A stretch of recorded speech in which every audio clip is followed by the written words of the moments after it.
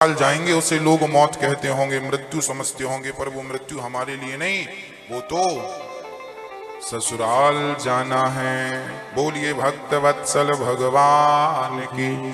तामिश्र, अंध तामिश्र, रौरव, महारौरव, कुंभी पाक। जो लोग पाप करते हैं, जो लोग गलत करते हैं, वो कुंभी पाक नरक में जाते हैं। स्त्री ने यदि पर पुरुष को देखा, पर पुरुष ने पर स्त्री को देखा, ऐसे लोग मर के सीधे कुंभी पाक नरक जाते हैं। और वहां पर स्त्रियों को पुरुष, लोहे का पुरुष बना उससे चिपकाया जाता है, और पुरुष को लोहे की स्त्री, गर्म स्त्री से चिपकाया जाता है। यदि किसी स्त्री ने पुरुष पर दृष्टि डाली, किसी पुरुष ने किसी नारी पर कुदृष्टि डाली, तो उन्हें नरक जाकर इस प्रकार का दंड भोगना पड़ता है। उसे कुंभी पाक नरक कहते हैं। रौरव नाम का नरक है, जब आप किसी को धोखा देते हैं, कह देते हैं कि हम तेरी मदद करेंगे, पर समय पे मुकर जाते हैं, ऐसे लोग कुंभी पाक नरक में जाते हैं। इसलिए किसी को वचन मत दीजिए, और दीजिए तो उस वचन को पूरा कीजिए। हाँ मेरी माँ, हमारी वाणी से भी पाप होता है। इस मनसा वाचा कर्मणा, 3 प्रकार के पाप विशेष होते हैं, मन से, वाणी से और कर्म से। इनसे बचना चाहिए। मन से भी किसी के बारे में गलत नहीं सोचना चाहिए।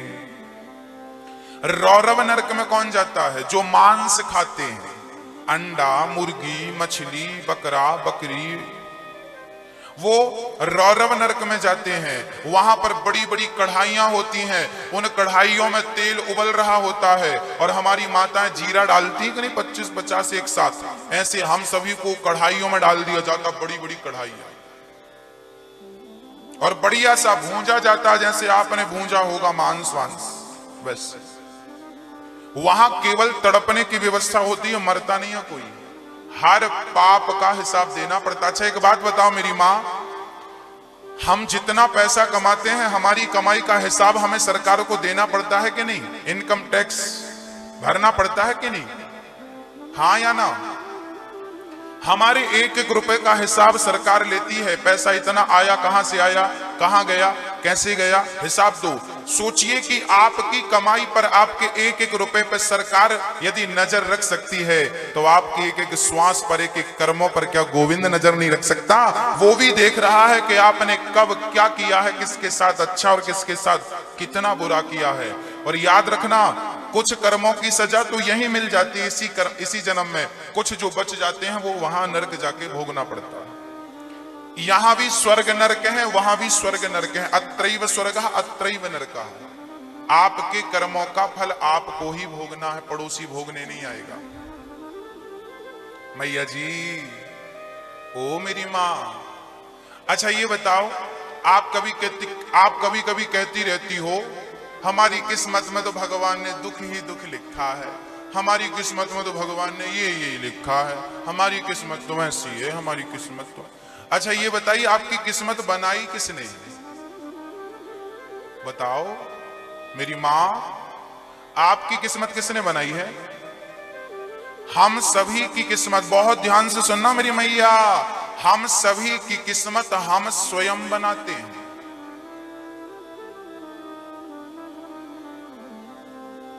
और कोई नहीं आता। मैं पूरी बात व्यवस्थित समझाता हूं, आप बिल्कुल सावधान होना, रहना, और बार बार उठना बैठना ये जो कर रही हो ना माँ, ये थोड़ा कम करना, बहुत प्यार से बैठना, बहुत सावधान। अब मैं आपको यथार्थ ज्ञान की ओर ले चल रहा हूं। इसे आप 7 दिन की भागवत का सार समझ सकते हैं। जो मैं आपको कहने जा रहा हूं, बहुत सावधान होकर। आपके दिमाग में 2 प्रश्न खड़े होते होंगे। हमारी किस्मत में भगवान ने ऐसा क्यों लिखा? पहला प्रश्न ये है। दूसरा प्रश्न ये है कि जब हम मर जाते हैं तो उसके बाद हम जाते कहां हैं? हमारे साथ क्या होता होगा मरने के बाद? किस किस से भेंट होती होगी? आओ, आज आपके मरने के बाद आपके साथ क्या होता है, कहां जाता है मरने के बाद?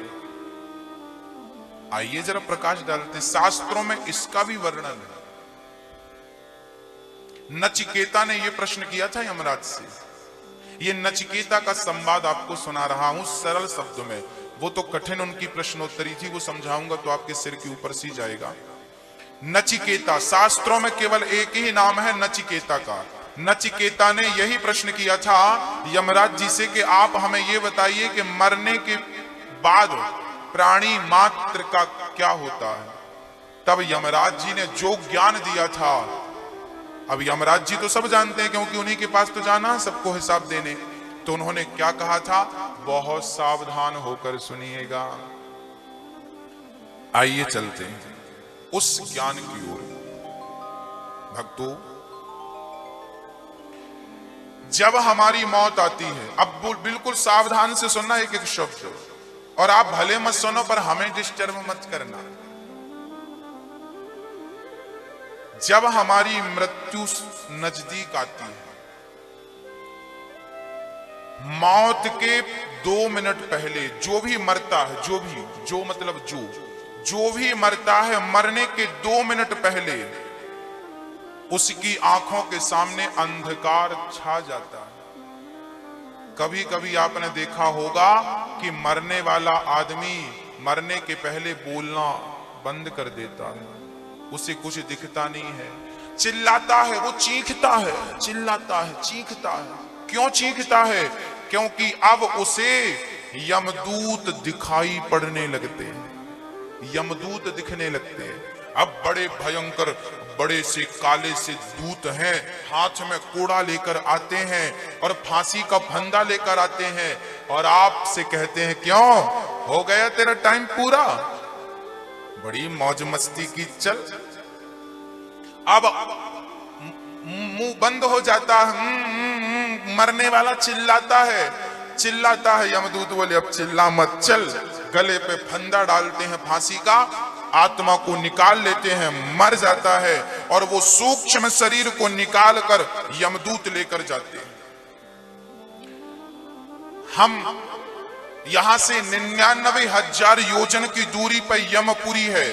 मृत्यु लोक से 99,000 किलोमीटर दूर यमपुरी है। वहां पर हमें घसीटते हुए ले जाया जाता है, कोड़े पे कोड़े बरसाते हैं, जीवात्मा चिल्लाता है, सुनो। कहते हैं कि जहां से जाते हैं ना यमपुरी, रेतीला रास्ता है, धूप की गर्मी से रेत गर्म थी, हमें ले जाते हैं, पांव जलने लगते हैं। हम यमदूतों से कहते हैं, भैया कोई चप्पल जूता की दुकान मिले तो पहनवा दो। यमदूतों ने कहा, तूने किसी को पहनाया था चप्पल जूता की कथा में चुराते ही रहा, बस दिया 2 कोड़ा, चल चप्पल जूता चाहिए। 4 कोड़े मार के आगे ले गए। फिर से प्यास लगती है, यमदूत भैया पानी मिले तो कहीं प्यास लगी है। अच्छा, पानी तूने कभी किसी को पिलाया? पानी प्याऊ लगवाए?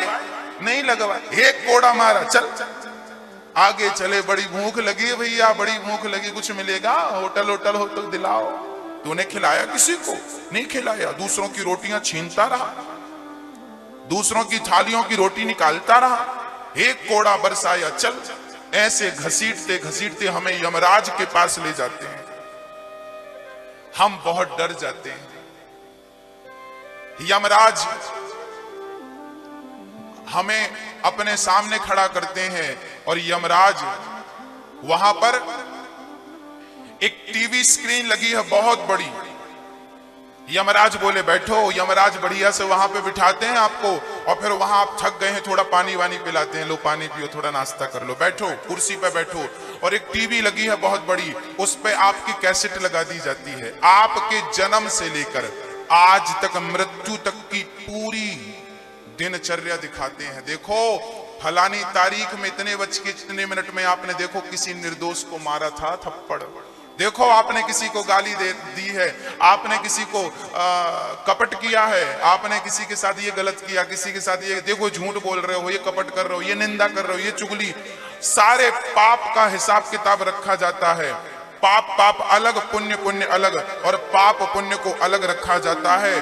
बाद में देखते हैं तो पाप का ढेर ज्यादा होता है, पुण्य थोड़ा कम होता है।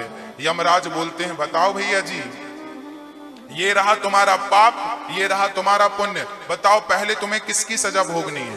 पाप का फल भोगना है या पुण्य का फल भोगना? फिर आपसे पूछेंगे, आप बताओ, अच्छा आप क्या चाहेंगे पहले? हाँ बोलो। आप कहेंगे कि प्रभु हमें पहले पुण्य का फल भोगा दो। तो पुण्य का फल भोगाने के लिए भगवान किसी करोड़पति के घर में जन्म दे देंगे आपको। जाओ, जन्म लेती सोने की चम्मच में दूध पीना, सोने के पाले में झूला झूलना और बड़ी बड़ी गाड़ियों में ऐशो आराम करना, लग्जरी जिंदगी जीना, ये तुम्हारे पुण्य का फल था। पर तुमने यहां तन पा करके, अच्छा आपने देखा होगा जितने बहुत ज्यादा पैसे वाले होते हैं ना, ये भगवान की भक्ति नहीं करते, क्योंकि भक्ति करेंगे तो इनके पास फिर पुण्य की पूंजी इकट्ठी होने लगेगी, तो भगवान इनकी मति बिगाड़ देते हैं। क्योंकि ये पुण्य जो था ना वो भोगने आए हैं, ये पुण्य इनका भोग के फिर मरते हैं। अब यमराज बोलते हैं चलो पुण्य भोगने गए थे पर यहां भी तुमने पाप और कर लिया है, तो वो पाप और पिछला पाप दोनों को मिला के अब तुम्हें नर्क डालते हैं। नरक में डालते हैं। तो नरक में कैसे डालते हैं? नरक क्या है? बोले दिल्ली की गली, दिल्ली की नालियों में कीड़ा बना के भेज देते हैं। यमराज जी जाओ, पहले दिल्ली में करोड़पति आदमी बना के भेजा तो पुण्य का फल भोगा, तो बढ़िया बढ़िया गाड़ियों में घूमा और बढ़िया खाया पिया मौज किया। अब उसी दिल्ली की नाली का कीड़ा बना के भेज दिया, जा ये तेरे पाप का फल है। मच्छर बनाया, पतंगा बनाया, कीड़ा बनाया, बरसाती कीड़ा बनाया, और जो निम्न कहते हैं जो सबसे ज्यादा पापी होता है उसे चमगादड़ बनाते हैं। चमगादड़ एक ऐसा जीव है जो मुंह से ही खाता है और मल और मूत्र भी मुंह से ही निकालता है। सबसे निकृष्ट प्राणी चमगादड़ माना गया, जो बहुत जघन्य पाप करता है, मां को मारता, बाप को मारता, केवल कपट, केवल गुस्सा में जिंदगी गुजारता। इसे भगवान चमगादड़ बनाते हैं, जिसके मुंह से सदा आग निकलती रहती है, चमगादड़ बना के भेजते हैं। मेरी मां, आपके जीवन में आपको जितना सुख मिला है वो आपके पुण्य का फल है। आप बढ़िया पहन रही हो, बढ़िया खा रही हो, जो पुण्य किया उसका प्रतिफल है। जब पाप का फल मिलेगा ना, तो आपने दिल्ली की गलियों में फुटपाथ पे देखा होगा, पहनने को कपड़े नहीं है, खाने को रोटी नहीं है, रहने को मकान नहीं है, फुटपाथ पे लोग अपनी जिंदगी जी रहे हैं कि नहीं? हाँ या ना? बोलो मेरी मां। ये फुटपाथ पर जो लोग जी रहे हैं ये कौन है? कौन है ये? हमसे गलती होगी ना मेरी मां, हमसे पाप होगा ना, तो हमें एक एक रोटी को तरसना पड़ेगा, एक एक वस्त्र को तरसना पड़ेगा। इसलिए मेरी मां, पाप का फल दुख है और पुण्य का फल सुख है। जिन्हें सुख मिल रहा है उन्होंने जरूर कोई पुण्य किया है, और जिनके जीवन में दुख है जरूर कोई पाप किया होगा। जब आपके जीवन में दुख आए तो परेशान मत होना, समझना कि आपके पापों का, आपके कर्मों का प्रतिफल ईश्वर दे रहा है। आनंद से इसे बर्दाश्त करो और अब समझकर अब पुण्य करो, कोशिश करो अब किसी का दिल ना दुखे, अब कोई पाप ना हो, क्योंकि आज जो करेंगे इसका फल फिर से मिलने वाला। आप पाप और पुण्य में उलझे रहेंगे तो बार बार जन्म और मृत्यु होती रहेगी। इसलिए इससे बचना है तो भगवान की शरण ग्रहण कर लो मेरी मां। चलती चक्की देख के दिया कबीरा रोए, दो पाटन के बीच में साबुत बचा न कोई। चलती चक्की देख, चक्की जब चलती है ना, दो पाटे होते हैं उसके। कहते हैं चलती चक्की देखकर हम सभी इस चक्की में पिस रहे हैं। आप और हम क्या हो रहे हैं? पिस रहे हैं। लोग कहते हैं ना हम तो पिस रहे हैं। हाँ जी, कबीरदास जी ने ये दोहा कहा तो किसी संत ने कहा, चलती चक्की चलन दे, पिस पिस आटा होए, और कीले पाटी में रहे तो बाल ना बांका हुए। चक्की में ना बीच में एक कील होती है। पुरानी चक्की देखा आपने आपके घरों में जो चक्कियां हुआ करती थी आटा गेहूं पीसने की, वो एक लोहे का पाट होता था, उसमें एक लोहे की कील होती थी, उसके ऊपर डालते थे, फिर ऐसे मुठिया पकड़ के घुमाती थी। कहते हैं जो दाना किनारे वहां चला गया 2 पार्ट में, वो तो पिस गया, पर जो कील के बीच में दाना रह गया, वो कितना भी आटा कितना भी गेहूं पीस लो, 1 बोरा पीस लो, पर जो बीच में दाना चला जाता है ना, वो पिसता नहीं है। जो उस एक की शरण में चला जाता है ना भक्तों, संसार में वही लोग पिस रहे हैं जो भगवान की शरण में नहीं है, जो उस एक की शरण में पहुंच जाते हैं, जो उस एक जगन्नाथ के चरणों को पकड़ लेते हैं, वो संसार के इस दुख से, इस संसार के कष्ट से सदा सदा के लिए मुक्त हो जाते हैं। आद्य शंकराचार्य जी ने तो कहा है कि आना जाना, इस आने जाने के चक्कर से मुक्ति पाना चाहते हो, पुनरपि जननम पुनरपि मरणम पुनरपि जननी जठरे शयनम, भज गोविंदम गोविंदम भज मूढ़मते, ऐ मूढ़मते, तो गोविंद का नाम जपेगा तो भगवान तुझे भवसागर से पार लगा देंगे, चिंता ना कर। जिस प्रकार का नरक है, अब राजा परीक्षित डर गए, प्रभु मुझे बड़ा डर लगने लगा कि ऐसे नरक में मुझे भी जाना पड़ेगा, बताइए मैं कैसे बचूं। तब सुखदेव भगवान राजा परीक्षित से कहते हैं, डरने की जरूरत नहीं, आप कितने भी बड़े पापी हैं, देखिए संसार में कोई पाप से बचा नहीं है, किसी से ज्यादा तो किसी से कम पाप तो लगभग सबसे ही होते हैं, कभी कभी जानकर होते हैं, कभी कभी अनजाने में होते हैं। अब क्या करें, हमसे पाप हो गए हैं तो क्या करें हम। भगवान सुखदेव जी बोले, घबराओ मत, पाप हो गए हैं तो अजामिल की कहानी सुन लो। अजामिल बहुत बड़ा पापी था। अजामिल के घर में कुछ संत आए थे। अजामिल संतों का द्रोह करता था, चलो बाबा जी हटो मेरे घर से, कोई खाना पीना नहीं, कोई भीख मांगने आया ना तो घर से लात मार के निकालता था अजामिल। कभी मंदिर नहीं जाता, कभी पूजा नहीं करता, कभी सत्संग नहीं करता। पत्नी थी, वो पत्नी के प्यार में पड़ा रहता, घर में दिन रात पत्नी पत्नी करता रहता। पत्नी और बच्चे जैसे लोग करते हैं ना, उनके जीवन में 2 ही काम है, पत्नी और बच्चे। किसके लिए जी रहे हो, बच्चों के लिए। किसके लिए जी रहे हो, पत्नी के लिए। जोरू के गुलाम ऐसे होते। अजामिल 1 नंबर का गुलाम था अपनी पत्नी का, पांव दबाता था। बड़ी खुशनसीब थी उसकी पत्नी, पांव दबाता था पत्नी के, और बच्चों की सेवा करता था। उसकी पत्नी बच्चा पैदा करके दे देती थी, वही उसका मलमूत्र साफ करता था, वही डायपर पहनाता था, वही उसकी गंदगी साफ करता था। अर्थात अजामिल के बारे में लिखा है कि पतित से पतित था अजामिल। भगवान से, भक्ति से, सत्संग से उसका दूर दूर तक कोई संबंध नहीं था। अच्छा, बचपन में संबंध था, ब्राह्मण जाति का था ये। एक वैश्या, एक स्त्री की सुंदरता पर इतना मोहित हुआ कि फिर ये सब छोड़ छाड़ के ये पत्नी का गुलाम बन गया। पर संयोग, कहते हैं आपने कभी भक्ति की हो जीवन के किसी काल में, तो वो भक्ति आपका साथ नहीं छोड़ती। अजामिल के घर कुछ संत आए। अजामिल की पत्नी घर पे अकेली थी, अजामिल तो था नहीं। पत्नी ने बिठाया, चरण दबाए, महात्मा जी क्या सेवा करूं, मैं वैश्या हूं, मेरे घर का अन्न खाएंगे आपकी बुद्धि भ्रष्ट हो जाएगी। संतों ने कहा, बेटी ऐसी बात नहीं है। गंगा में हजारों नाले रोज जाकर गिरते हैं, गंगा नाला नहीं बनती, नालों को गंगा बना देती है। संत तेरा अन्न खाएंगे तो तेरी मन को, तेरी बुद्धि को, तेरे कुल को पवित्र कर देंगे। हमें कच्चा अन्न दे दे, आटा दे दे, सीधा दे दे।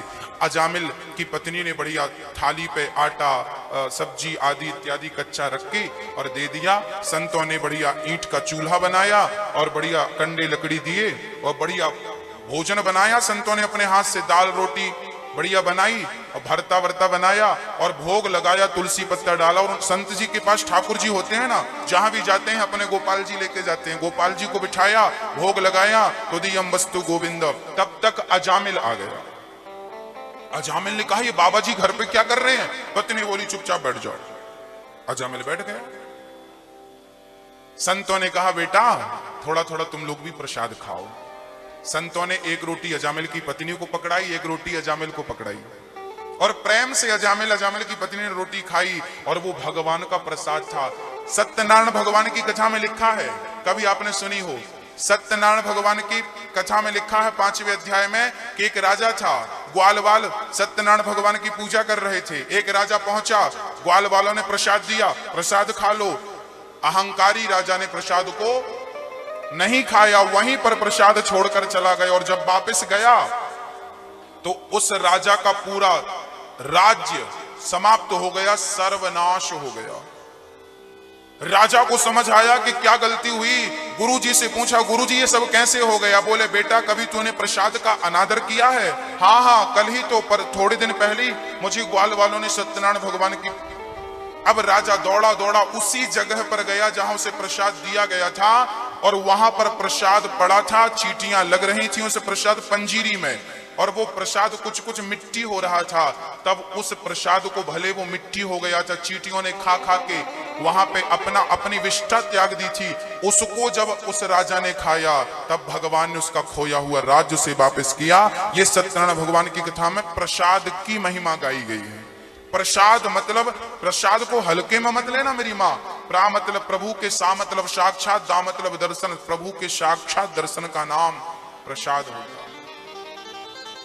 संत के प्रसाद को अजामिल ने खाया, पत्नी ने खाया। क्या हुआ? प्रसाद खाते ही अजामिल की पत्नी की और अजामिल की बुद्धि थोड़ी सी निर्मल हो गई। संतों ने कहा, बेटा अजामिल बोलो नारायण।